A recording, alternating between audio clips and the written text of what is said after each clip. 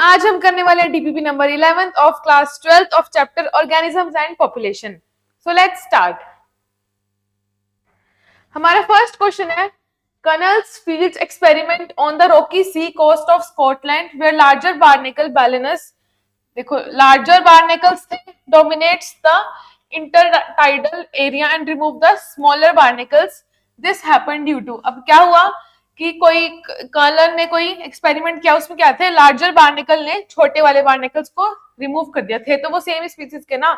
तो इसमें पूछा ये क्यों हुआ, तो ये देखो प्रेडेशन से हुआ, नहीं प्रेडेशन तो अलग अलग स्पीसीज, अगर दोनों सेम स्पीसीज दे रखे हो ना तो उसके अंदर कंपटीशन होता है। तो आंसर आएगा यहाँ से हमारा option number B. Next question देखते हैं, a population is correctly defined as having which of the following characteristics, इनमें से कौन सी पॉपुलेशन के कैरेक्टरिस्टिक्स हैं। इनहैबिटिंग वो वेल डिफाइंड जियोग्राफिकल एरिया, ये बिल्कुल ठीक है कि जो भी पॉपुलेशन है वो वेल डिफाइंड जियोग्राफिकल एरिया में रहेगी, चाहे वो प्लांट्स की पॉपुलेशन है, एनिमल्स की है या ह्यूमन बींग्स की है।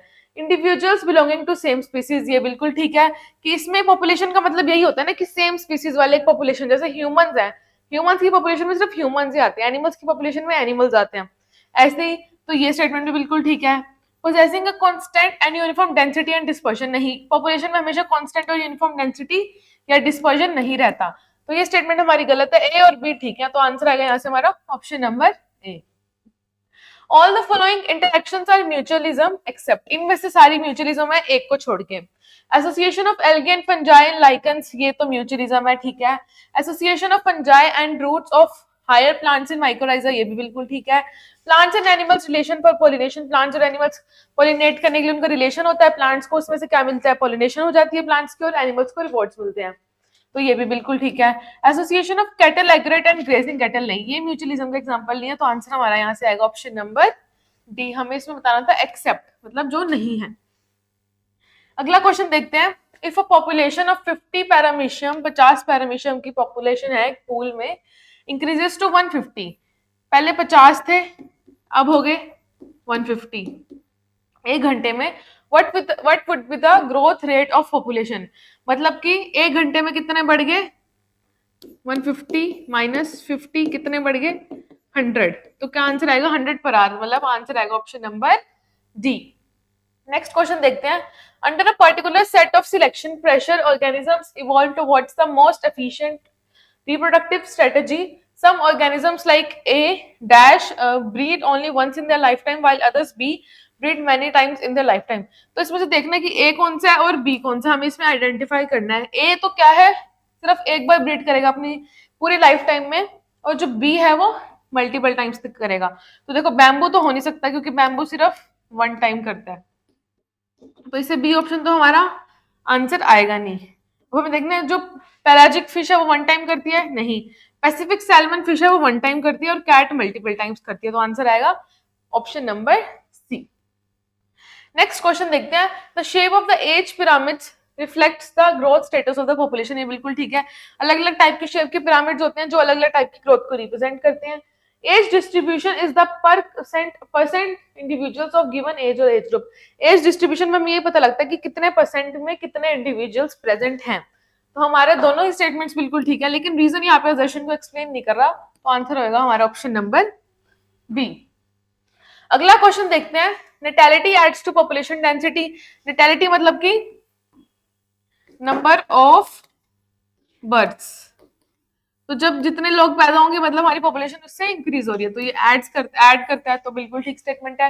Natality is low when population size is small, जब पॉपुलेशन का साइज स्मॉल होता है तो नेटैलिटी कम होती है, मतलब पॉपुलेशन कम है तो नंबर ऑफ बर्थ्स भी कम होते हैं। And high when population size is large, और जब पॉपुलेशन ज्यादा होती है तो नेटैलिटी भी ज्यादा होती है, तो ये बिल्कुल ठीक है। लेकिन यहाँ पे स्टेटमेंट नहीं, जो स्टेटमेंट ए है वो हमारी बिल्कुल ठीक है, लेकिन जो बी है वो इनकरेक्ट है। क्यों? क्योंकि देखो जब नेटैलिटी पॉपुलेशन साइज स्मॉल है तो नेटैलिटी का इससे लो होने का या हाई होने का, हमें नेटैलिटी डिपेंड करती है reproductive,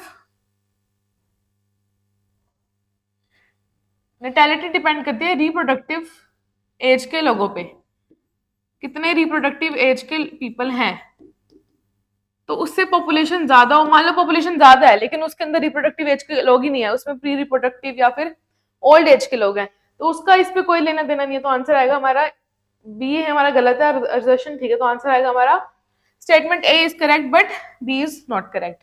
a decline in population size will be in the stimulation of, देखो अब क्या हुआ, पॉपुलेशन साइज कम हो गया, ठीक है, तो क्या हुआ मतलब कि नंबर ऑफ डेथ्स ज्यादा होगी नंबर ऑफ बर्थ्स के कंपैरिजन में, तो नैटेलिटी कम है मोर्टेलिटी ज्यादा, ये ठीक है, मोर्टेलिटी कम है ये नहीं आएगा, इमिग्रेशन और माइग्रेशन इक्वल है नहीं, एमिग्रेशन और माइग्रेशन से तो डेंसिटी इंक्रीज होगी, तो ये भी आंसर नहीं आएगा, तो आंसर आएगा यहाँ से हमारा option number A.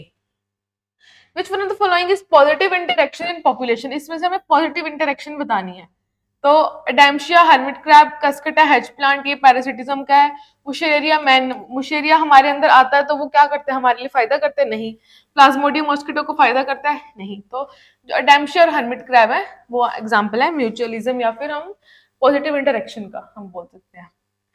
Which of the following interaction show positive negative relation, इसमें से पॉजिटिव नेगेटिव बताना है, तो पॉजिटिव नेगेटिव या तो पैरासिटिज्म हो सकता है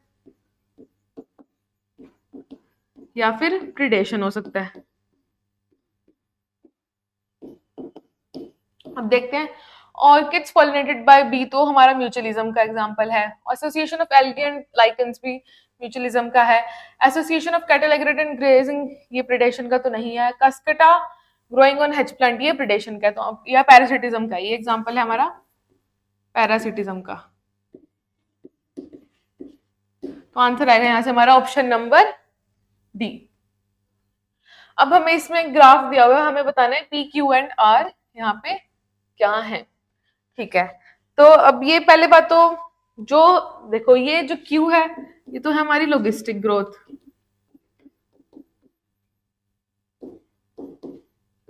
और जो पी है वो हमारी है exponential growth,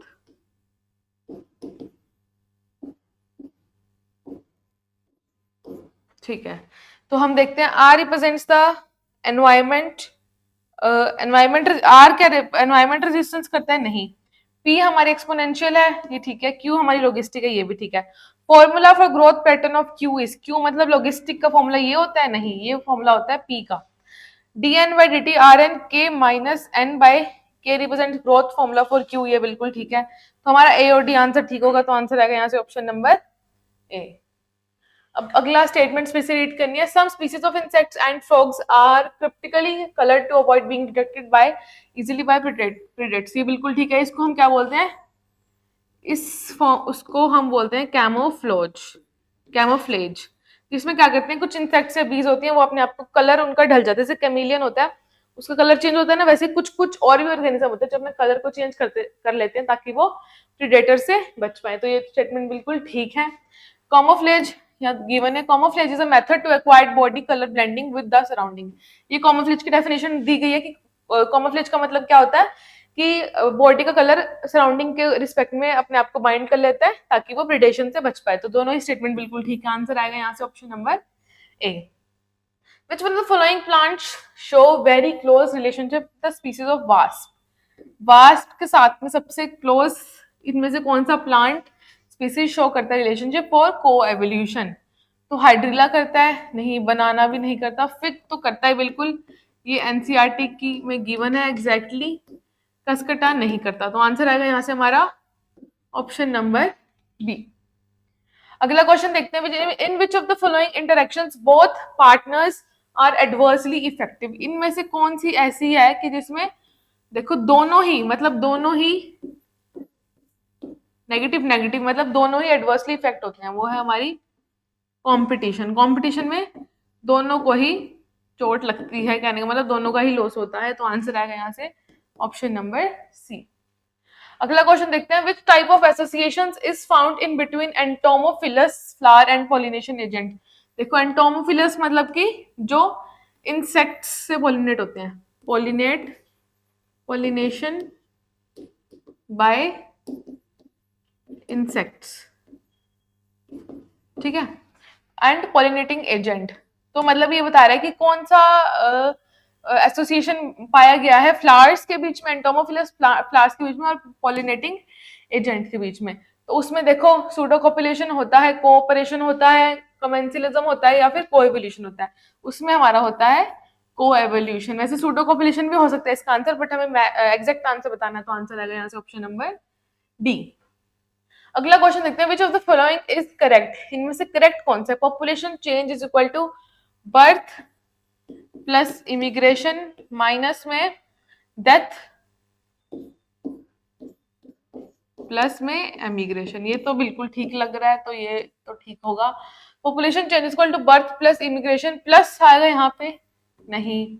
population change equal to birth plus emigration आएगा नहीं। Population change equal to birth minus immigration आएगा नहीं। तो आंसर आएगा यहाँ से हमारा option number A.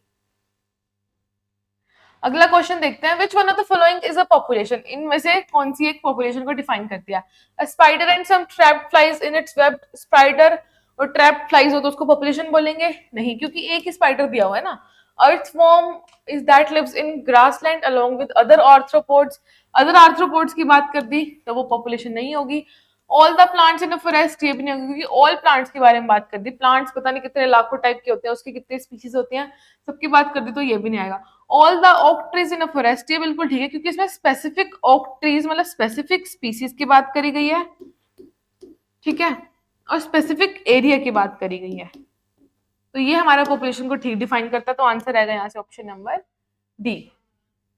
Average natality rate in our village is 25। देखो नेटेलिटी रेट है 25, मतलब बर्ड्स, नंबर ऑफ बर्ड्स कितने हो रहे हैं? 25, ठीक है। एवरेज मोर्टेलिटी रेट है, मोर्टेलिटी रेट मतलब कि नंबर ऑफ डेथ कितनी हो रही है? 24, नंबर ऑफ डेथ, ठीक है। इमिग्रेशन 2 है, इमिग्रेशन हम नेटेलिटी के साथ ऐड करेंगे प्लस में। इमिग्रेशन मतलब कितने लोग आ रहे हैं? दो आ रहे हैं, ठीक है। और एमिग्रेशन है हमारे पास 3 एमिग्रेशन के लोग हैं। देन द नेट इंक्रीजेस, अब नेट इंक्रीज दिखाना है तो इन दोनों को ऐड कर देंगे। 25 प्लस 2 कितना होगा? 27, ठीक है। और ये तो प्लस का साइन है, और माइनस में कितना है? 25, 4 प्लस 3 27। तो कितने लोग आ रहे हैं टोटल? 0, मतलब एवरेज आएगा हमारा यहाँ से 0, तो आंसर आएगा ऑप्शन नंबर बी। अगला क्वेश्चन देखते हैं, population size keeps changing depending on different factors such as. Population जो पॉपुलेशन साइज है वो चेंज होता रहता है, किन किन फैक्टर्स पे डिपेंड करता है? फूड अवेलेबिलिटी पे करता है, एडवर्स वेदर पे भी करता है, प्रिडेशन पे भी करता है, और सब पे ही करता है जो पॉपुलेशन साइज है हमारा डिपेंड। तो आंसर आएगा यहाँ से ऑप्शन नंबर डी। अगला क्वेश्चन देखते हैं, population growth curve is sigmoid if the growth pattern is. देखो सिग्मोइड हमेशा तब होता है जब ग्रोथ पैटर्न होता है हमेशा लॉगिस्टिक, और सिग्मोइड को हम एस शेप भी बोल सकते हैं।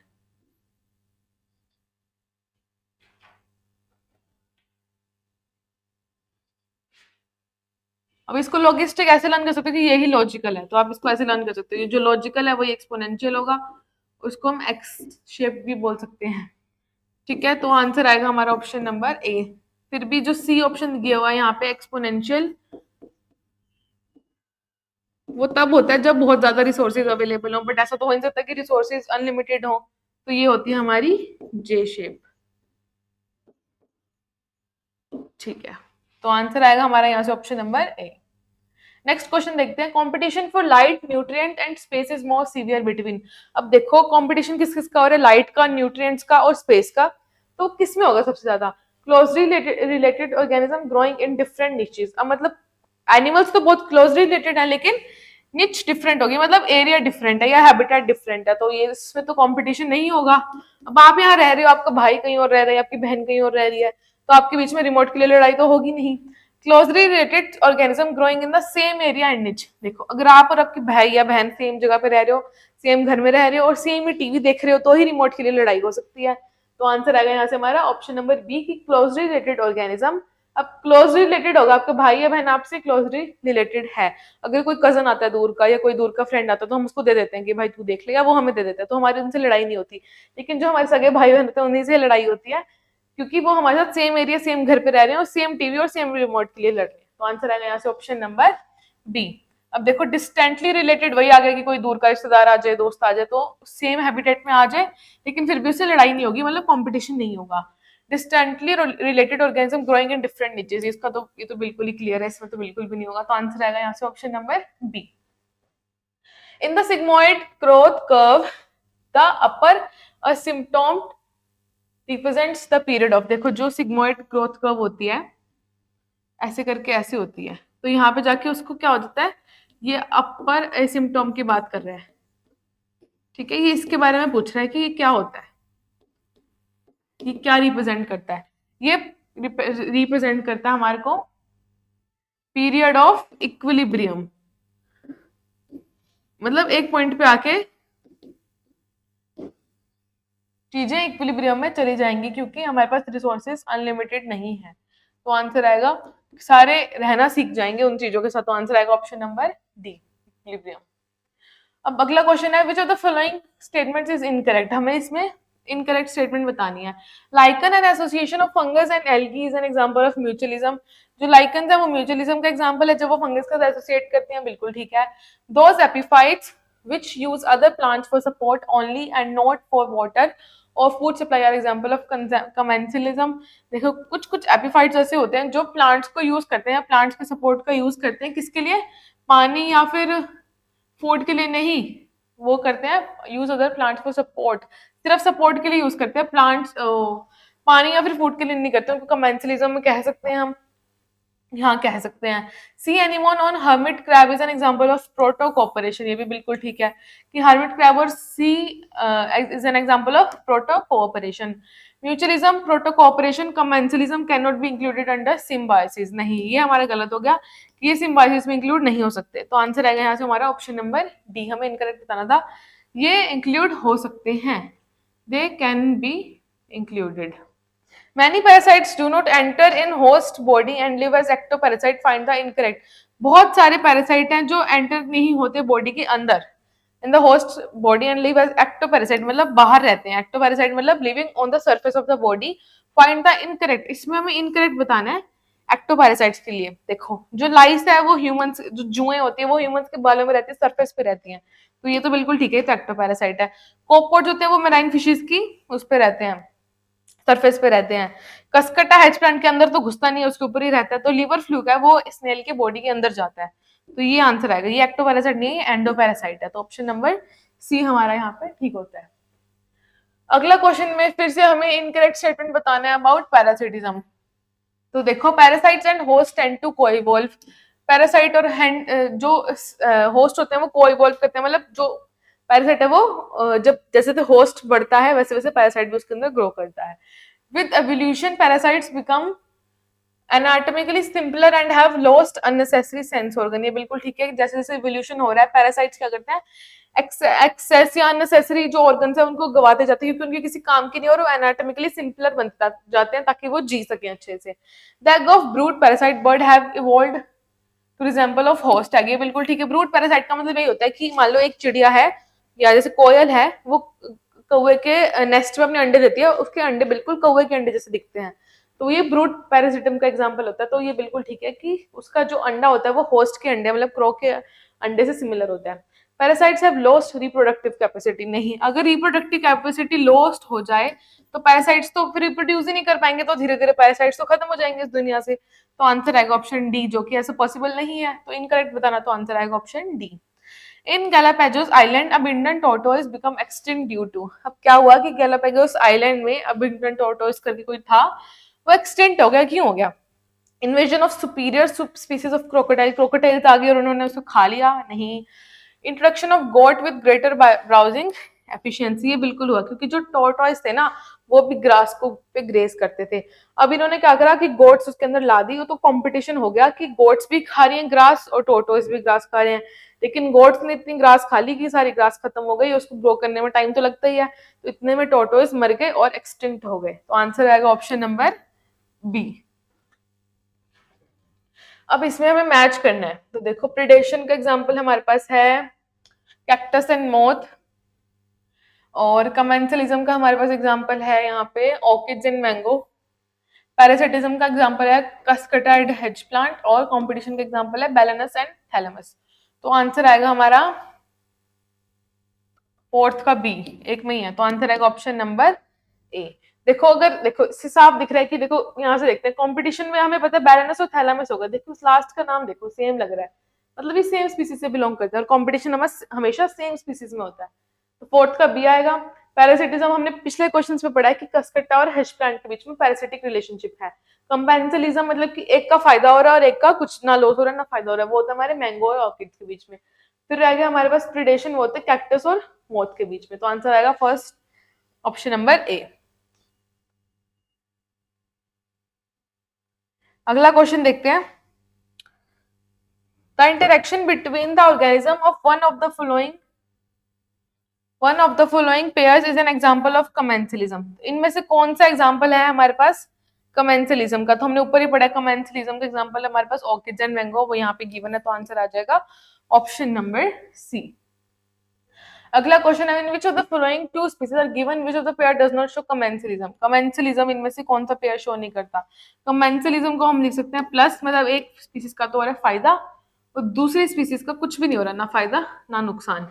तो ऑर्किड्स और मैंगो हम कमेंसलिज्म में लिख सकते हैं। कैटल एग्रेट और हम लिख सकते हैं ग्रेजिंग कैटल, ये भी है कमेंसलिज्म में। सी एनिमल और क्लाउन फिश भी कमेंसलिज्म का एग्जांपल है। कुकू और क्रो नहीं है कमेंसलिज्म का एग्जांपल, ये एग्जांपल है ब्रूड पैरासिटिज्म का।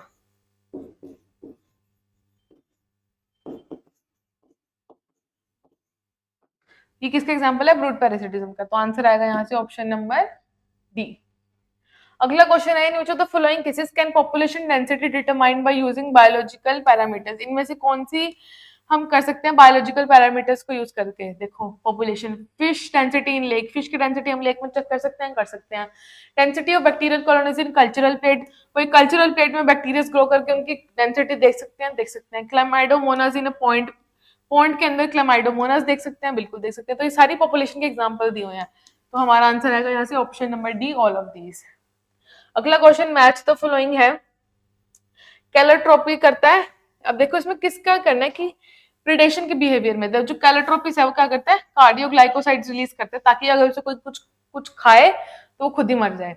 मोनार्क बटरफ्लाई है वो डिसटेस्टफुल होती है, और जो हमारे डिजास्टर स्टारफिश होती है वो होती है हमारी इनवर्टिब्रेट से रिलेटेड, और फ्रॉग होते हैं वो क्रिप्टिकली कर्डलर्ड। ये हमारा स्टार्टिंग के क्वेश्चंस में आता है कि फ्रॉग अपने आप को कैमोफ्लेज कर लेते हैं, फ्रॉग और कुछ इंसेक्ट्स। तो आंसर आएगा यहाँ से फोर्थ का 3, डी का 3। तो डी का 3 इन दोनों में है, और ए का हमारा आएगा 4, ए का 4 हमारे इसमें। तो आंसर आएगा ऑप्शन नंबर बी। अब हमें ये देखते हैं कि ये कौन सा ग्राफ एज पिरामिड दिया हुआ है, कौन सा एज पिरामिड है। तो देखो यहाँ पे देखो ये पोस्ट रिप्रोडक्टिव है, ये तो कम है, और ये प्री रिप्रोडक्टिव है, और ये रिप्रोडक्टिव कितने कम है, रिप्रोडक्टिव कम है तो मतलब ग्रोथ पॉपुलेशन कम हो रही है, तो मतलब क्या है कि जो पॉपुलेशन है वो डिक्लाइन कर रही है, एक्सपैंड तो बिल्कुल भी नहीं कर रही। क्या ये स्टेबल है? बिल्कुल भी नहीं, असेंडिंग भी नहीं है, तो ये क्या है? डिक्लाइनिंग।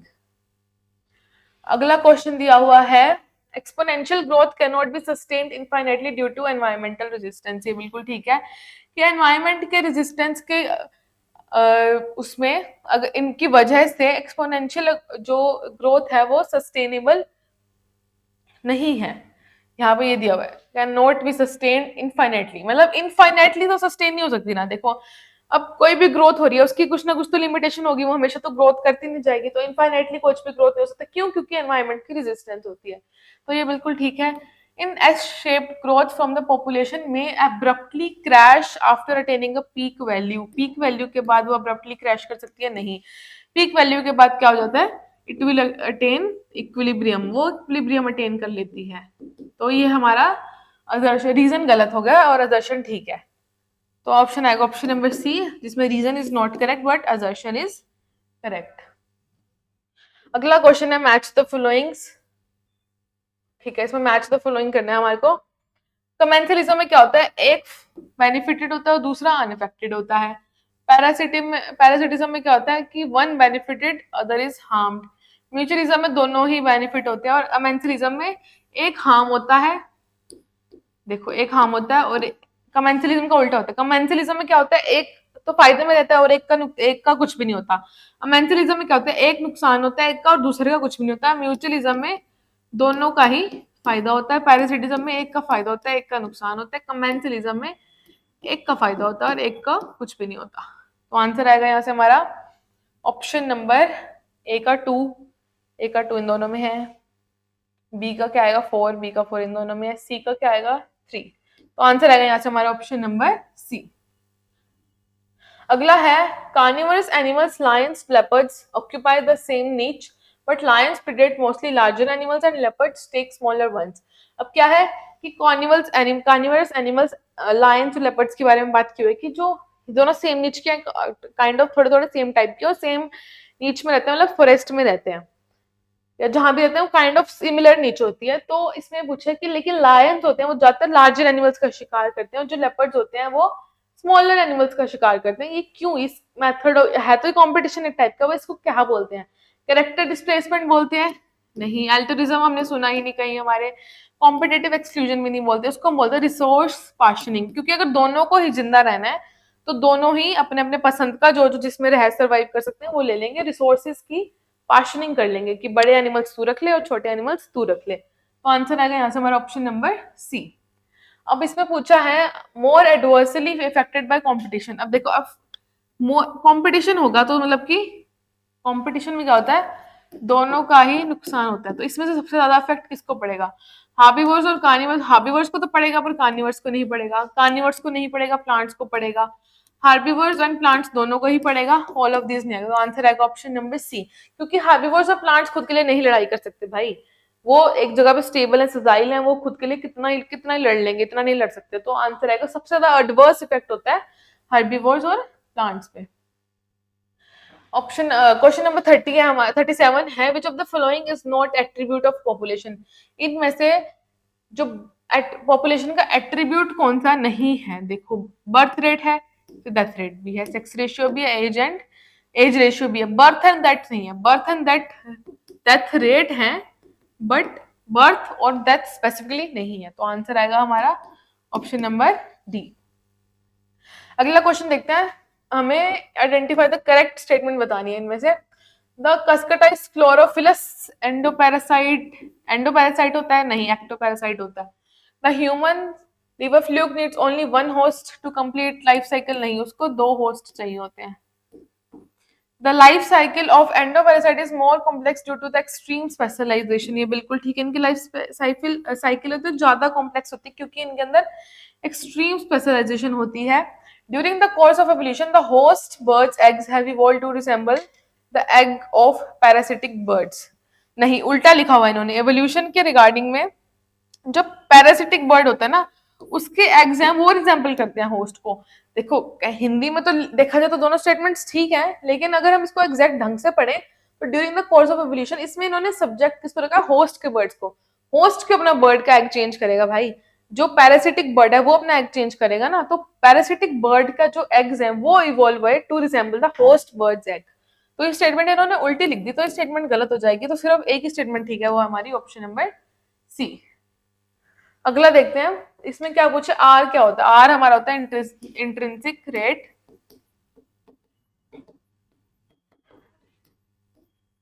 और के होता है हमारे यहाँ पे कैरिंग कैपेसिटी। पूछा नहीं है बट फिर भी बता रही हूँ, कैरिंग कैपेसिटी। तो आंसर आएगा हमारा intrinsic rate of natural increase. Increase पे डिक्रीज पे मत चले जाना, नेचुरल इंक्रीज का रेट है ये। अब हमसे पूछा है interspecific interactions arise from interaction of populations of 2 different species. जो इंटरस्पेसिफिक इंटरेक्शंस होती हैं वो कैसे करती हैं? तो डिफरेंट स्पीसीज के बीच में होते हैं, बिल्कुल ठीक है, क्योंकि इंटरस्पेसिफिक पूछा। अगर इंट्रास्पेसिफिक पूछता ना, इंट्रा, तो सेम स्पीसीज की बात आती है। इंटर पूछा है तो 2 डिफरेंट स्पीसीज की बात है। Interacting species live close together. जो इंटरएक्टिंग स्पीसीज होती है, मतलब आपस में जिनका इंटरेक्शन होता है वो थोड़ा पास पास रहते हैं या फिर क्लोजली, मतलब वो पास पास रहती है। जो उनका इंटरेक्शन हो रहा है तो ऑब्वियसली बात है वो पास पास तो रहेंगी। लेकिन अब इसमें क्या है, रीजन असर्शन रीजन है ना, तो लेकिन इसमें कोई रीजन का यहाँ पे कोई लेना देना नहीं है असर्शन से, तो दोनों ही ठीक है, बट रीजन यहाँ पे एक्सप्लेन नहीं कर पा रहा।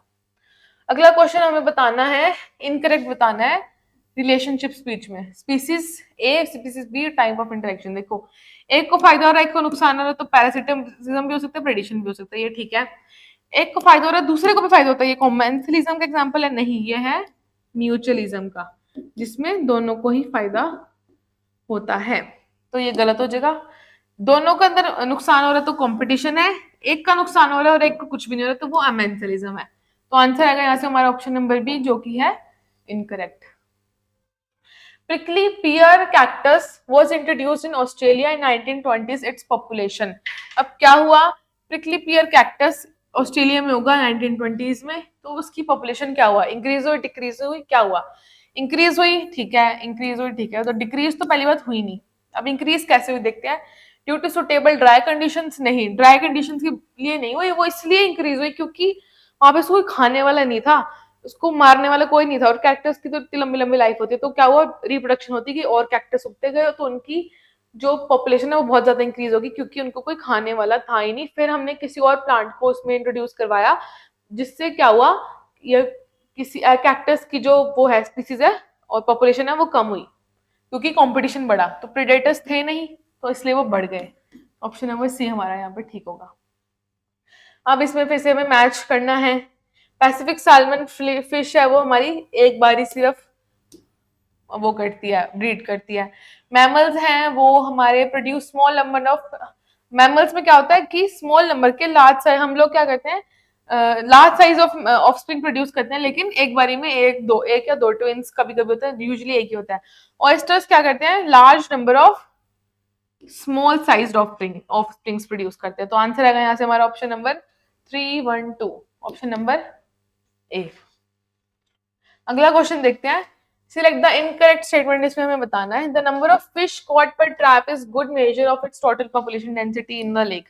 अगर हमने फिश को कैच करने के लिए हमने नेट फेंका और उसमें बहुत सारी फिशेज आ गई, तो हम ये अंदाजा लगा सकते हैं कि उस पर्टिकुलर पानी में या पॉन्ड में बहुत सारी स्पीसीज हैं, तो ये बिल्कुल ठीक है। The tiger census in a national parks and tiger reserves is often based on pug marks and fecal pellets, ये बिल्कुल ठीक है। जो अब टाइगर, अब मान लो एक जगह में 5 या 10 टाइगर हैं, तो हम पांच, जरूरी नहीं ना हम 5 या 10 टाइगर दिखे, बट हम उनके 5 अलग अलग फीकल मैटर्स को, हम उनके देख के बता सकते हैं कि अलग अलग फीकल मैटर्स और पग मास को देख के बता सकते हैं कि वहां पे कितने टाइगर्स हैं, तो ये स्टेटमेंट बिल्कुल ठीक है। परसेंट कवर टू और biomass is more meaningful measure than population in a case of 200 carrot grass and single banyan tree in a community. अब ये बता रहा है कि परसेंटेज कवर या हम देखें या फिर बायोमास देखें, वो एक मोर मीनिंगफुल मेजर है। अगर हम बाकी देखो जितने भी मेजर होते हैं पॉपुलेशन को काउंट करने के, उसमें से ये बता रहा है कि अगर हम देखें कि 200 कैरेट ग्रास है और एक ही बनियन ट्री है, तो उसको देखने के लिए कौन सा पॉपुलेशन हम देख सकते हैं, कौन सा मेजर हम यूज कर सकते हैं, तो परसेंट कवर कर सकते हैं और बायोमास, इनको एक ही बात है, तो ये मोर मीनिंगफुल है, ये भी बिल्कुल ठीक है। Mortality maintains continuity of species. Mortality का मतलब हम सबको पता है होता है नंबर ऑफ डेथ्स, तो जब ज्यादा डेथ्स होंगी तो स्पीसीज की कंटिन्यूटी बढ़ेगी, घटेगी वो तो आंसर आएगा ऑप्शन नंबर डी, जो कि है हमारा इनकरेक्ट। नेक्स्ट क्वेश्चन देखते हैं। Which of the following human population could be heavily weight towards the younger age group. अब इसमें ये बोला है कि इनमें से कौन सा एट्रीब्यूट ऐसा होगा कि जो यंगर एज ग्रुप की तरफ हमारे को इशारा करेगा। तो देखो, short life span of many individuals and high birth rate, तो ये स्टेटमेंट हमारी ठीक होती है। देखते हैं कैसे। पहली बात तो ये देख लो, हाई बर्थ रेट होना चाहिए, तो लो बर्थ रेट वालों को तो काट दो। अब हमें क्या करना है, यंगर एज ग्रुप की तरफ बढ़ना है।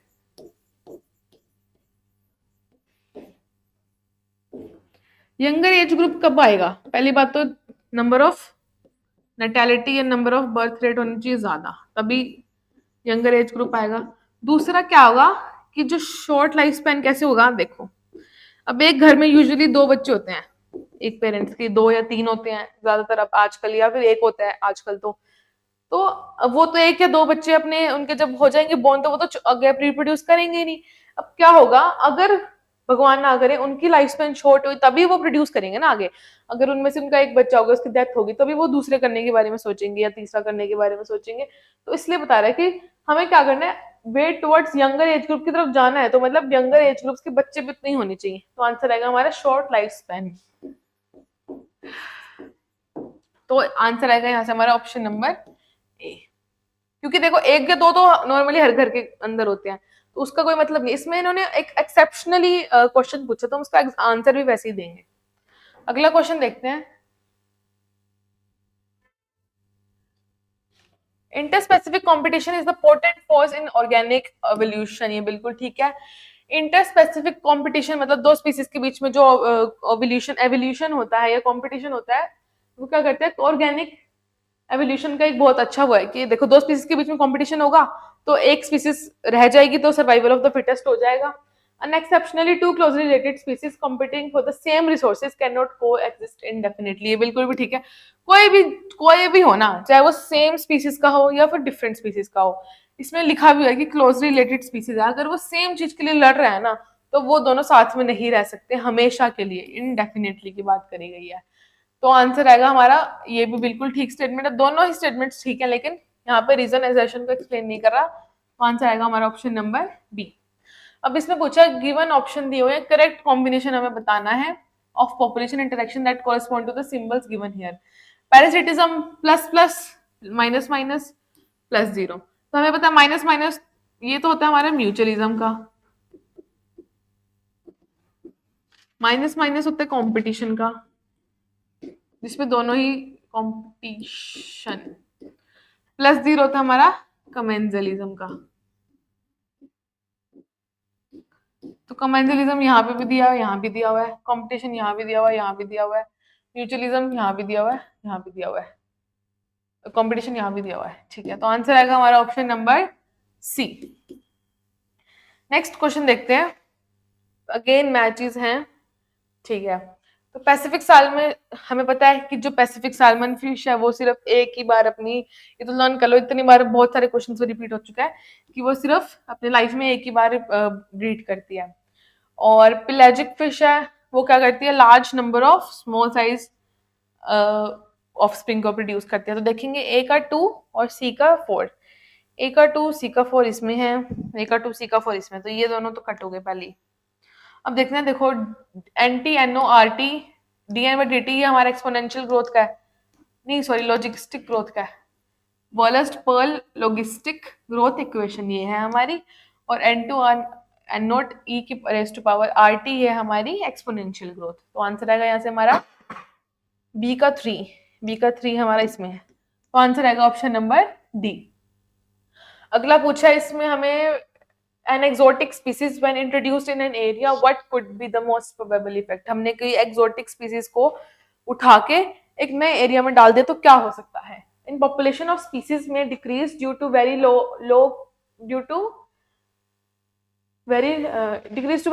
to change in environment। देखो जो हमने स्पीसीज डाली वो पहले कहाँ कौन से एनवायरमेंट में रह रही थी, कौन से टेम्परेचर में रह रही थी, अब हमने उसको नए एनवायरमेंट में डाल दिया तो वो उसका अमाउंट है वो कम हो सकता है क्योंकि एनवायरमेंट चेंज हो गया।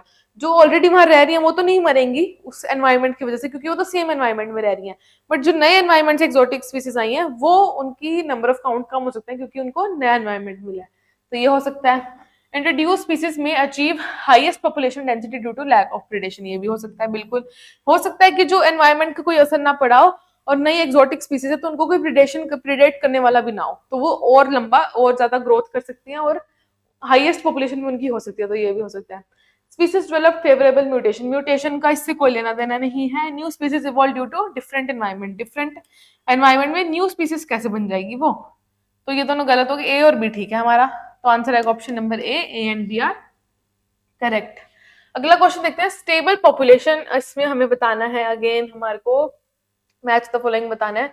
डिक्लाइन स्टेबल पॉपुलेशन हमारी है बेल शेप, डिक्लाइनिंग पॉपुलेशन हमारी होती है अर्न शेप, और ग्रोइंग पॉपुलेशन होती है हमारी ट्रायंगुलर, माइग्रेशन होती है inward and outward movement of individuals. तो डी का 4 सब में डी का 4 दिया हुआ है तो ये स्टेटमेंट यहाँ से कट गई, और ए का 3 इसमें है, इसमें है, इसमें नहीं है तो ये भी कट गया। अब बी का देखते हैं, 2 आएगा तो ऑप्शन नंबर ए आंसर आएगा हमारा। अगला क्वेश्चन देखते हैं, distribution of age group is said to influence the population growth. अब इन्होंने बताया कि distribution of age groups is said to influence the population growth. Age group अलग अलग हैं, देखो मान लो पोस्ट रिप्रोडक्टिव ज्यादा है, प्री रिप्रोडक्टिव कम है, रिप्रोडक्टिव ज्यादा है, या रिप्रोडक्टिव बहुत कम है, पोस्ट रिप्रोडक्टिव बहुत ज्यादा है, तो इससे क्या होगा, एज ग्रुप का डिस्ट्रीब्यूशन अलग अलग है, तो उससे पॉपुलेशन ग्रोथ पे इन्फ्लुएंस पड़ेगा ही पड़ेगा। अगर पॉपुलेशन ग्रोथ हमें ज्यादा करनी है तो मतलब कि रिप्रोडक्टिव एज के लोग ज्यादा होने चाहिए। अगर मान लो पोस्ट रिप्रोडक्टिव एज के लोग ज्यादा होते हैं तो मोर्टेलिटी रेट ज्यादा होगा, तो पॉपुलेशन कम हो जाएगी। तो बहुत ज्यादा इन्फ्लुएंस करता है पॉपुलेशन ग्रोथ को कौन, एज ग्रुप के डिस्ट्रीब्यूशन। तो बिल्कुल ठीक स्टेटमेंट है ये। Population growth is a measure of increase in population over a period of time, ये बिल्कुल ठीक स्टेटमेंट है। तो हमारा आंसर आएगा assertion and reason both are true, but reason is not the correct explanation of A. अगला question हमें दिया गया है, यहाँ पे हमें बताना है, मैच करना है फिर से। ब्रूड पैरासिटिज्म का तो होता है जो एग्स वाला होता है, bird lays egg in nest of its host and host incubates them. Commensalism होता है हमारा orchids growing on epiphyte as epiphyte on a tree. Mutualism lichen है, तो सी का 3 आएगा। इसमें है, इसमें है, इसमें नहीं है, इसमें नहीं है। ए का 2 आएगा, ए का 2 इसमें है, ठीक है। तो ऑप्शन नंबर ए हमारा आंसर होता है यहाँ पे। अगला बताना है हमें, फॉल्स स्टेटमेंट बतानी है। प्रीडेटर्स की प्रे पॉपुलेशन अंडर कंट्रोल, बिल्कुल ठीक स्टेटमेंट है। प्रीडेटर्स क्या होता है, पॉपुलेशन जो प्रे की पॉपुलेशन, प्रीडेटर्स उनको खा जाएंगे तो उनकी पॉपुलेशन बहुत ज्यादा एक्सट्रीम में नहीं जाएगी, तो अंडर कंट्रोल रहेगी। Predators help in maintaining species diversity in community, species diversity को भी वो मेंटेन करने में हेल्प करते हैं। If a predator is not efficient then the prey population would become extinct, नहीं, अगर प्रीडेटर एफिशिएंट ही नहीं है तो जो प्रे पॉपुलेशन है वो एक्सटिंक्ट नहीं होगी, वो तो एक्सेसिव ग्रोथ हो जाएगी उसकी तो एक्सेसिव ग्रोथ होगी, नंबर ऑफ ग्रोथ मतलब बहुत सारे नंबर हो जाएंगे उसके। लेकिन जब प्रीडेटर ही एफिशिएंट नहीं है, मतलब शिकार ही नहीं है, तो फिर जो शिकार है वो तो अपने रिप्रोडक्शन करेगा और बहुत ज्यादा नंबर हो जाएगा उसका। तो ये स्टेटमेंट गलत है, तो आंसर आएगा ऑप्शन नंबर सी।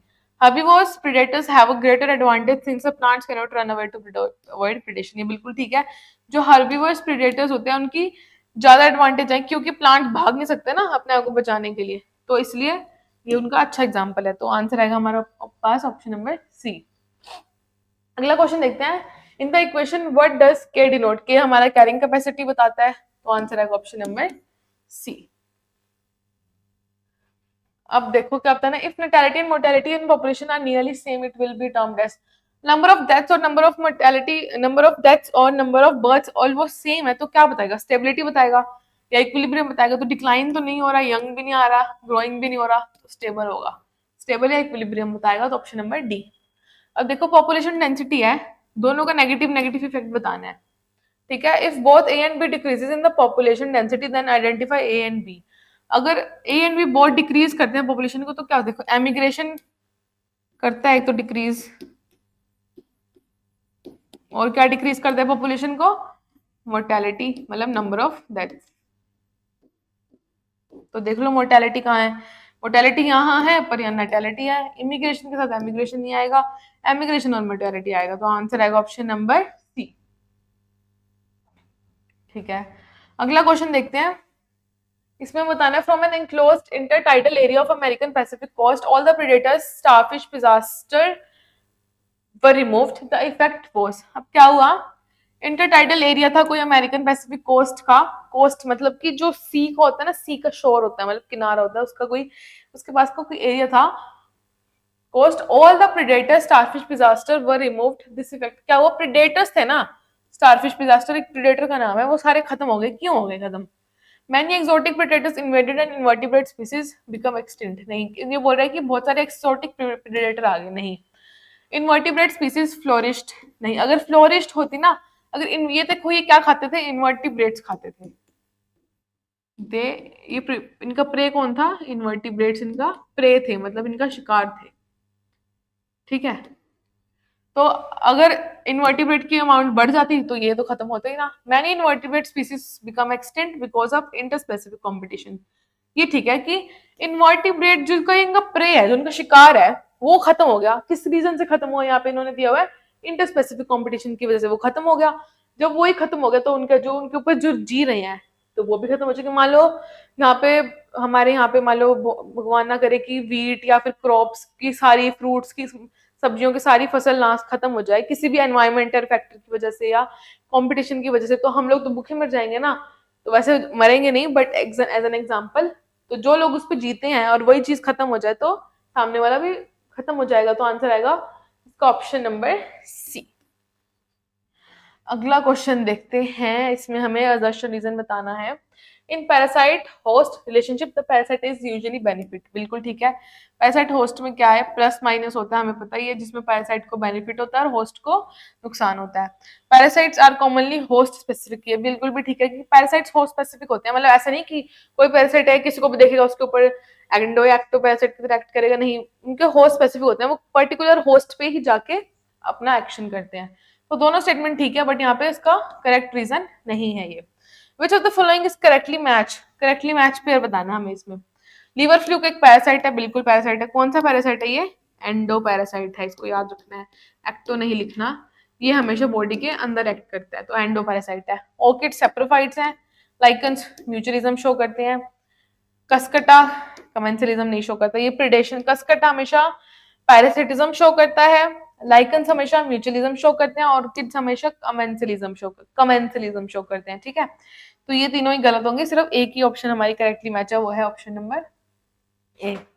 अब इसमें बताना है, इनकरेक्ट बताना है। In presence of unlimited resources population grows in geometric fashion, मतलब कि अगर अनलिमिटेड रिसोर्सेज है तो बिल्कुल एक्सपोनेंशियल ग्रोथ होगी, जे शेप वाली थी जो, तो ये स्टेटमेंट बिल्कुल ठीक है। Given the fact that resources are unlimited, population ecology links to ecology of to population genetics and evolution. Population ecology है, वो क्या करती है, लिंक करती है ecology to population genetics and evolution, बिल्कुल ठीक स्टेटमेंट है। हमें यहाँ पे इनकरेक्ट बताना है ना।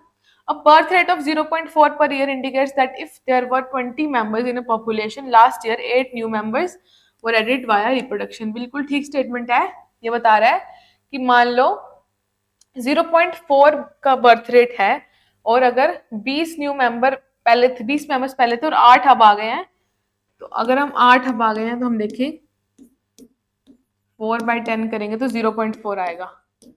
8/20 अगर हम करेंगे, मतलब new members divided by old members जितने पहले थे, अगर उनका रेशियो निकालेंगे तो 0.4 आएगा, तो बिल्कुल ठीक स्टेटमेंट है ये तो। If 4 individual died in an population of 40 then death rate would B.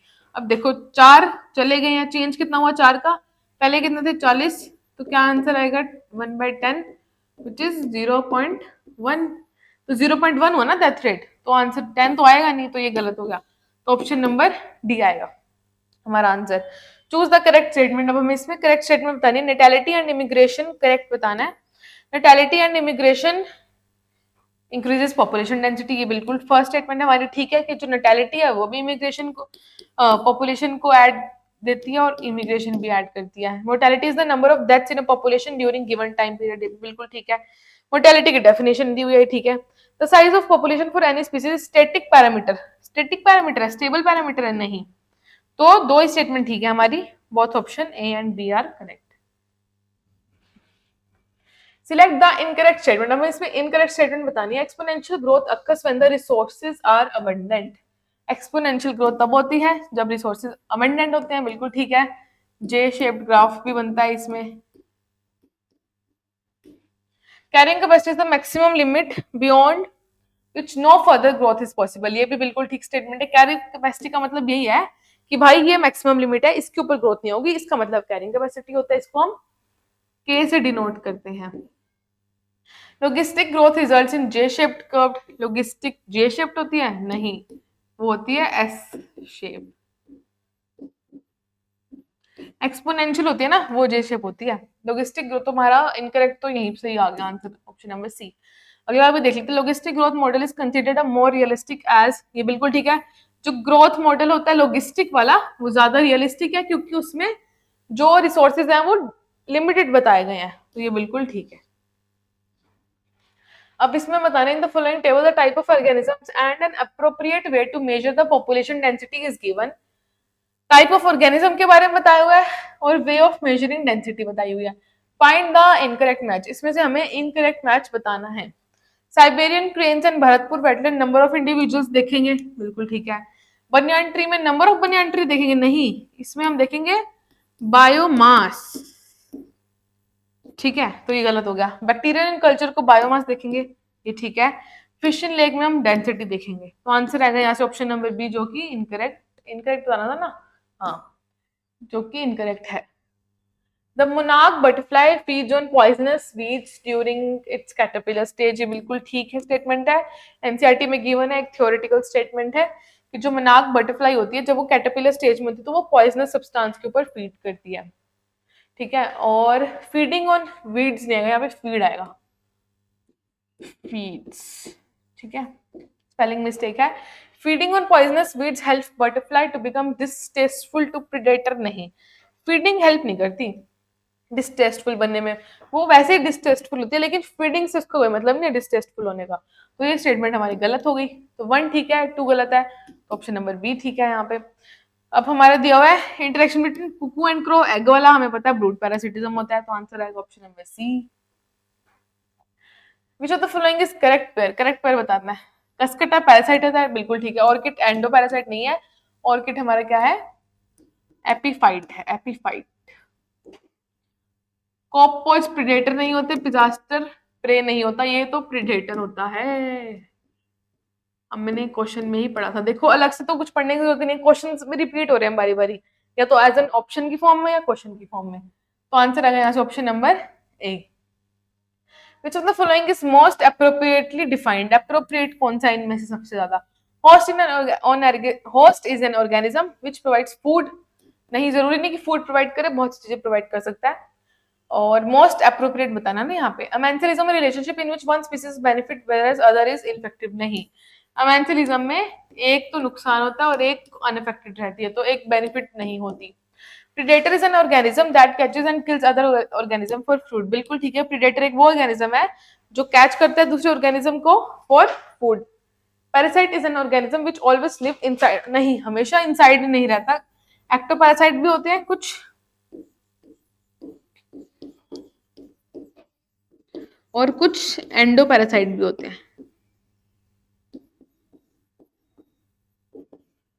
जो एक्टोपैरासाइट होते हैं ना वो लिव ऑन द सरफेस, और जो एंडो होते हैं वो लिव इन द बॉडी, ठीक है। इन और ऑन में बहुत डिफरेंस है, तो ये देख लेना कि हमेशा इनसाइड नहीं रहता, तो ये गलत हो जाएगा, तो आंसर आएगा ऑप्शन नंबर सी।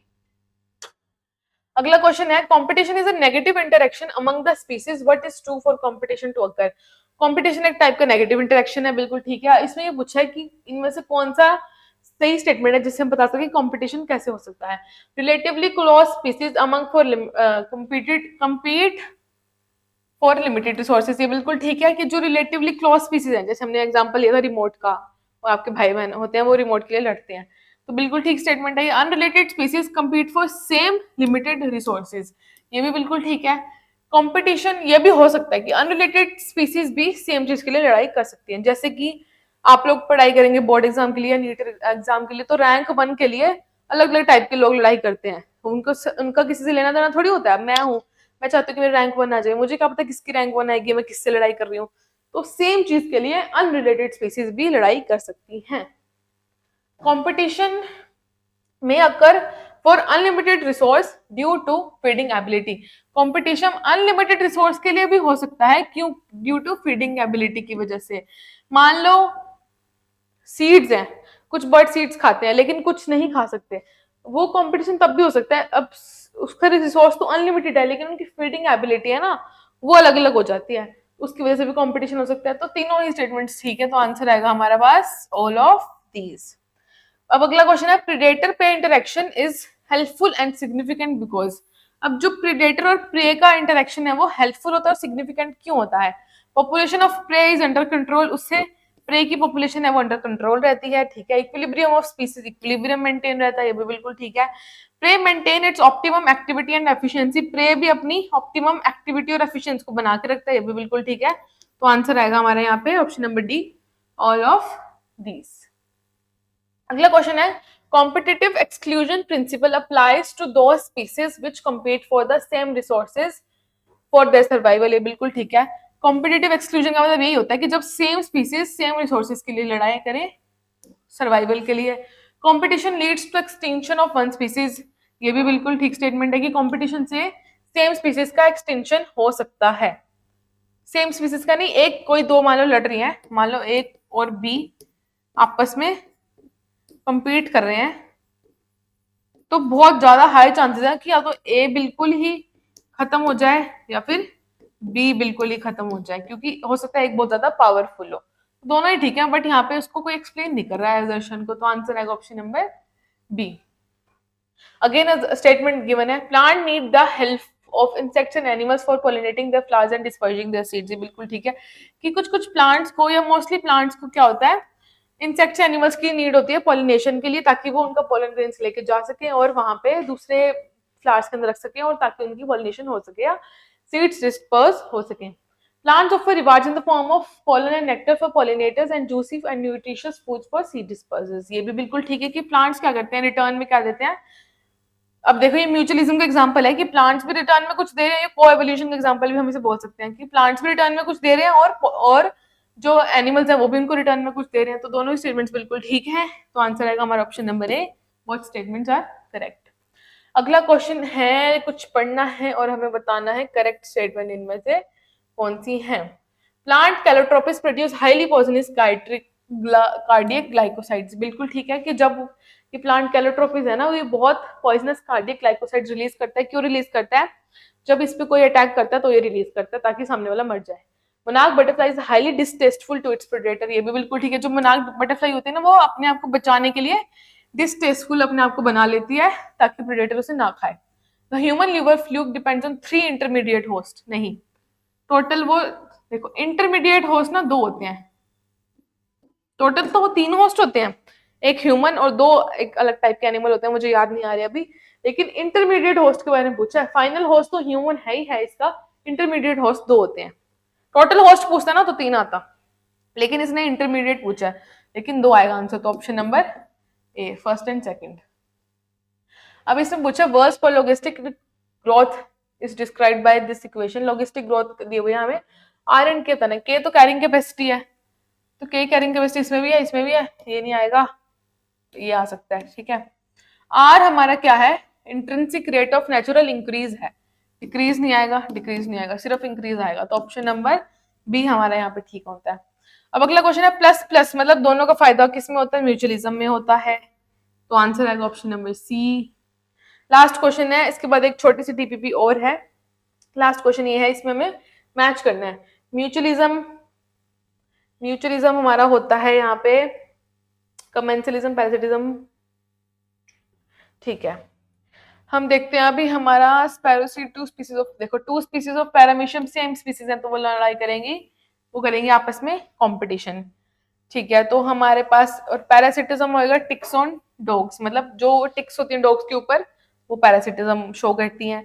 तो सी का 1 और डी का 2, डी का 2 सिर्फ एक में ही है, तो सी ऑप्शन आ जाएगा यहाँ पे, ऑप्शन नंबर सी। फिर भी देख लेते हैं, म्यूचुअलिज्म हमारा शो करता है ऑर्किड ऑफ्ट्रिस एंड बी, मतलब कि ऑर्किड ऑफ्ट्रिस क्या करता है, बी क्या करती है, बी से उसको क्या मिलता है, पोलन, बी क्या लेती है, उससे पोलन ले लेती है, तो इसका भी फायदा हो गया कि पोलिनेशन हो जाएगी, और बी को क्या मिलता है, नेक्टर मिलता है।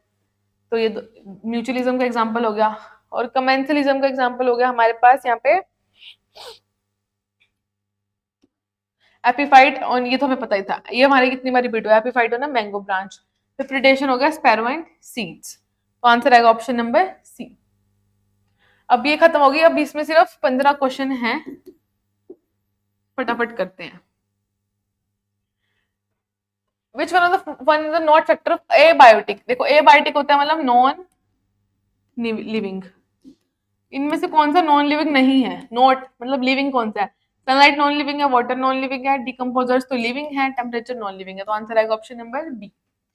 In our planet, annual variations occur in temperature, precipitation, seasons, etc. It's due to, हमारे इधर अर्थ के ऊपर क्या होता है, अलग अलग टेम्परेचर चेंज होता है, प्रेसिपिटेशन, सीजन चेंज होते हैं। क्यों चेंज होते हैं हमारे अर्थ पे? Daily rotation of earth on its axis, क्योंकि वो अपने एक्सिस पे घूमता है, बिल्कुल ठीक है। Rotation of earth around the sun, एक तो वो अपने एक्सिस पे घूमता है और एक वो सन के अराउंड भी घूमा, लो ये सन है तो वो अपने एक्सिस पे घूम रहा है, और एक सन के अराउंड भी घूम रहा है वो, ठीक है, अपने एक्सिस पे घूम रहा है और सन के अराउंड भी घूम रहा है। तो इन दोनों की वजह से ही सीजन और टेम्परेचर चेंज होता है, तो आंसर आएगा both B and C. Tilt की वजह से कभी चेंज नहीं होगा, तो कंफ्यूज मत हो जाना यार, ढंग से पढ़ना। टिल्ट लिखा हुआ है, टिल्ट मतलब अपने एक्सिस के, मान लो एक्सिस है और ये अर्थ है, इस पर टेढ़ी हो रही है, टिल्ट हो रही है, टिल्ट तो हो ही नहीं सकती, तो ऑप्शन नंबर सी गलत होगा, तो ऑप्शन नंबर डी आएगा हमारा आंसर यहाँ पे। अगला क्वेश्चन देखते हैं, various strategies are adopted by organisms to tide over stressful conditions of environment, which of the following is not correct for the organism. इसमें क्या है कि अलग अलग स्ट्रेटजीज अपनाई गई ऑर्गेनिजम्स के द्वारा ताकि वो स्ट्रेसफुल कंडीशन से बच सके एनवायरनमेंट की। Which of the following is not correct, इसमें से सही कौन सा नहीं है। Lower life forms develop thick fold spores, ये बिल्कुल ठीक है। जब एडवर्स कंडीशन आती है, जो लोअर लाइफ फॉर्म्स होती है वो अपने आप को स्पोर्स में कन्वर्ट कर लेती हैं। Seeds are most suitable structure of higher plants that की मेटाबॉलिज्म हाई, गलत हो गया। मेटाबॉलिज्म लो करते हैं स्ट्रेसफुल कंडीशन में, अपने आप को जीवित रखने के लिए वो मेटाबॉलिज्म अपने अंदर लो कर लेता है, धीरे धीरे धीरे धीरे चलता है सिर्फ स्ट्रेसफुल कंडीशन में। और जब स्ट्रेसफुल कंडीशन चली जाती है तो अपने मेटाबॉलिज्म को फिर से नॉर्मल कर लेता है, हाई कर लेता है, ताकि वो अपनी लाइफ साइकिल कंप्लीट कर सके। तो ऑप्शन नंबर बी हमारा यहाँ पे इनकरेक्ट हो जाता है। Study the following statements, which of the following factor is responsible above statement, ठीक है। Mango trees can not grow in temperate countries like Canada, Germany, ये बिल्कुल ठीक है। क्यों? टेम्परेचर की वजह से। Tuna fish are rarely caught beyond tropical latitudes of the ocean, ये भी टेम्परेचर की वजह से आएगा, ये भी टेम्परेचर की वजह से आएगा, ठीक है। Snow leopards are not found in Kerala, अब नाम ही स्नो लेपर्ड्स है, केरला में तो स्नो होती नहीं, क्यों नहीं होती? क्योंकि टेम्परेचर की वजह से। तो आंसर आएगा हमारा यहाँ पे temperature, option number C. Some organisms that can tolerate wide range of salinity, देखो salinity को तो हम बोलेंगे हेलाइन, तो नाम तो हेलाइन से आना चाहिए उसका। थर्मल तो बोलते हैं हम, थर्मल का मतलब होता है टेम्परेचर। अब देखो स्टीनो मतलब होता है ना, स्टीनो का मतलब होता है नैरो रेंज, स्टीनो का मतलब होता है नैरो रेंज, और यही हमारा यूरी का मतलब होता है वाइड रेंज। तो इसने क्या पूछा है? वाइड रेंज के लिए पूछा, तो आंसर आएगा ऑप्शन नंबर डी, जो कि है यूरी हेलाइन। अब इसने पूछा है हमसे, स्टेटमेंट पूछी है, desert lizards have physiological ability to cope up with the variations in their environment. Physiological ability नहीं होती उनके अंदर, तभी तो वो क्या करती हैं? एस्टिवेशन करती हैं, गर्मियों में जाके ठंडी जगह पे या छाया वाली जगह पे छुप जाती हैं। तो फिजियोलॉजिकल एबिलिटी होती तो वो जाती ना, तो ये गलत होगी स्टेटमेंट हमारी। Desert lizard manage to keep their body temperature fairly constant, वो अपना टेम्परेचर कांस्टेंट रखती हैं। कैसे रखती हैं? जब गर्मी होती है तो ठंड वाले एरिया में चली जाती है, ठंड होती है तो गर्मी में आ जाती है। तो ऑप्शन नंबर डी आएगा, 1 is incorrect but 2 is correct. अब अगला पूछा, the success of mammals on earth is largely because, mammals इस दुनिया में सबसे ज्यादा सक्सेसफुल, सक्सेस है मतलब अच्छे से जी रहे हैं, रह रहे हैं, अपनी मर्जी से कर रहे हैं, क्यों है? क्योंकि they have the ability to maintain the constant body temperature. बिल्कुल ठीक बात है, हम लोग मैमल्स हैं, हम लोग हमारा बॉडी टेम्परेचर कांस्टेंट रख सकते हैं। हम गर्मियों में भी 35 डिग्री के अराउंड रख सकते हैं, और हम सर्दियों में भी रख सकते हैं। हम गर्मियों में क्या करते हैं? एसी चला लेते हैं हमारा टेम्परेचर कूल डाउन करने के लिए, ठंडी जगहों पे चले जाते हैं। या फिर सर्दियों में हम लोग क्या करते हैं? हीटर्स यूज करते हैं, बहुत सारे कपड़े डालते हैं, लेयरिंग करते हैं। तो कैसे ना कैसे करके हमारी बॉडी है जो होम्योस्टेसिस फॉलो करती है। ये तो चलो हम खुद करते हैं, मान लो कपड़े डालना और गर्मियों में एसी यूज करना। हमारी बॉडी क्या करती है? हमारी बॉडी गर्मियों में क्या करती है? पसीना निकालती है, ताकि वो हमारी बॉडी को कूल रख पाए। वो हमारी बॉडी खुद कर रही है, हम तो नहीं करवा रहे ना उससे। और सर्दियों में हम शिवर करते हैं, शिवर से क्या होता है? Shivering is a type of exercise which produces heat in our body. तो फिजियोलॉजिकली हमारी बॉडी खुद ही अपना जुगाड़ करती रहती है। तो ये बिल्कुल ठीक स्टेटमेंट है, तो ऑप्शन ए नंबर ए यहाँ पे ठीक आएगा। प्री परकोलेशन मतलब रुकावट and water holding capacity of soil is depend upon. अब परकोलेशन मतलब कि पानी को रोकने की कैपेसिटी है, जो water holding capacity of soil किस पे डिपेंड करती है? सॉइल की कॉम्पोजिशन पे, कि उसमें किस किस टाइप की सॉइल है। ग्रेन साइज पे, बिल्कुल अगर ग्रेन साइज ज्यादा छोटा है तो वो, या फिर ज्यादा बड़ा है, छोटा छोटा है तो वो रोक लेगा पानी को। बड़ा बड़ा साइज है तो बीच में गैप्स होगा तो पानी नीचे चला जाएगा। एग्रीगेशन मतलब कितना इकट्ठा हो रहा है। तो तीनों ही आंसर आएगा, तो आंसर नंबर आएगा option number D, all of these. अब हमें फिर से करेक्ट स्टेटमेंट बतानी है। Bear going into hibernation during winter is an example of escape in time, ये बिल्कुल ठीक है। बियर्स क्या करते हैं? ठंडी में हाइबरनेशन में चले जाते हैं, ठंड से बचने के लिए। उसको एस्केप इन टाइम बोलते हैं, कि मतलब वो जो टाइम है ठंडी का, उन्होंने उससे बचना है तो उससे भागते हैं, तो escape in time. To prevent desiccation some snails and fishes enter into diapause. Snails और फिशेस बड़े एनिमल्स हैं, कभी भी डायोपोस में नहीं आ सकते। जूओप्लैंक्टन्स वगैरह होते हैं ना, छोटे छोटे एनिमल्स, वो आ सकते हैं। तो ये गलत हो गया। अंडर अनफेवरेबल, तो ऑल ऑफ दिस तो आएगा नहीं। Under unfavourable conditions many zooplankton species into aestivation, नहीं। इन्होंने उल्टा कर दिया, ये देखो एस्टिवेशन में ये दो जा सकते थे, तो हम सोच सकते थे अगर यहाँ पे एस्टिवेशन गिवन होता, लेकिन जो प्लांटिंग किस में जाते हैं, डायपोज में जाते हैं अनफेवरेबल कंडीशंस में। तो हमारा आंसर आएगा option number A. The level of biological organisation which are basically related with ecology are. अब देखो हमें बायोलॉजिकल ऑर्गेनाइजेशन के बारे में बताना है जो कि इकोलॉजी से रिलेटेड है। बायोमोलिक्यूल्स लाइक डीएनए और प्रोटीन इकोलॉजी से रिलेटेड है। सेल ऑर्गेनेलिज नहीं। ऑर्गेनिज्म और सिर्फ स्पीसीज ही रिलेटेड है इकोलॉजी से नहीं, क्योंकि यहाँ पे ओनली की बात करी गई है। Organism, population, communities and biomass related है हमारे इकोलॉजी से। ऑप्शन नंबर डी हमारा यहाँ पे ठीक होगा। अब हमसे पूछा है फिर से मैच द फॉलोइंग पूछा है। बियर्स क्या करते हैं, हाइबरनेशन में चले जाते हैं। स्नेल्स हमारे एस्टिवेशन में, ज़ूओप्लैंक्टन्स हमारे डायोपॉज में, और सीड्स हमारे डोरमेंसी शो करते हैं। तो आंसर आएगा 2 4 1 3। 2 4 1 3 हमारा है ऑप्शन नंबर डी में। तो आंसर आएगा option number D. Identify the statements, इसमें हमें स्टेटमेंट बतानी है। P are the organisms that are able to maintain a constant body temperature and osmotic concentration despite changes in the external environment। मतलब P तो हम लोग हैं, हम लोग क्या है, रेगुलेटर्स हैं या कन्फर्मर्स हैं? हम लोग हैं कन्फर्मर, सॉरी रेगुलेटर्स, तो B ये ठीक होगा। Q are the organism, फिर Q क्या होंगे, कन्फर्मर्स होंगे। उल्टा ही पूछा होगा इन्होंने, देख लेते हैं। Q are the organism whose body temperature changes with the surrounding temperature। तो Q क्या है, कन्फर्मर। देखो हम लोग रेगुलेट कर लेते हैं ना हमारी बॉडी को, बॉडी के टेम्परेचर को, तो हम लोग रेगुलेटर्स हैं। जो नहीं कर पाते, जिनको इधर उधर जाना पड़ता है, चेंज लाने पड़ते हैं, वो कन्फर्मर्स होते हैं। R is the organism that have ability to regulate body temperature. ये लोग एबिलिटी तो है, मतलब रेगुलेटर हैं ये लोग, पर लिमिटेड एक्सटेंट के रेगुलेटर हैं, तो इनको हम बोलते हैं पार्शियल रेगुलेटर्स। क्योंकि यहाँ पे आ गया लिमिटेड एक्सटेंट। क्वेश्चन को हमेशा अच्छे से पढ़ो, लास्ट में क्या लिखा हुआ है, लिमिटेड एक्सटेंट, पार्शियल रेगुलेटर्स। ठीक है, तो ये बिल्कुल ठीक है। तो आंसर आएगा हमारा ऑप्शन नंबर बी। अगला क्वेश्चन है, पर्सन हैज गॉन टू, देखो कोई बंदा वो कहाँ गया, हाई एल्टीट्यूड पहाड़ों में गया। ठीक है, पहले जमीन पे मतलब नॉर्मल रह रहा है, हम जैसे रहते हैं प्लेन्स में, फिर वो पहाड़ों में गया। क्या होगा हाइट से, क्या होगा, what would be the effect of the height? Breathing rate increase हो जाएगा परमानेंटली? नहीं, परमानेंटली क्यों इंक्रीज होगा भाई, टेम्परेरीली इंक्रीज होगा, जब आएगा तो नॉर्मल हो जाएगा। अगर वो रहता है परमानेंटली वहां पे तो भी नहीं होगा, क्योंकि एक बार के लिए उसकी बॉडी अपने आप को चेंज करने के लिए ब्रीथिंग रेट हाई करेगी, बट जब वो वहां पे रहने भी लग जाएगा ना इनकेस, तो वो अपना आप ब्रीथिंग रेट उसका नॉर्मल हो जाएगा, वो उसमें ढल जाएगा। Nausea, fatigue and heart palpitations, हम कहीं पहाड़ों पर जाएं तो नोजिया मतलब उल्टी आना जैसे लगता है, फटीग मतलब थकान लगती है, हार्ट बीट तेज होती है। ये ठीक है हमारा स्टेटमेंट।